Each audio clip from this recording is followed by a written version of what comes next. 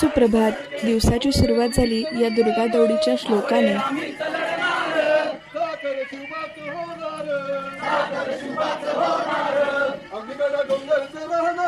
सध्या बाथरूमला कुलूप घालायची वेळ आली आमच्यावर, कारण ही मुलगी आहे ना सारखं बाथरूममध्ये जाते. आणि मग त्यानंतर हा असा सगळा पसारा काढून ठेवला. हे रॅक होतं ते तुटलं होतं, ते परत जोडलं आणि मग हा पसारा आवरला आणि मग गेलो मिरवणूक.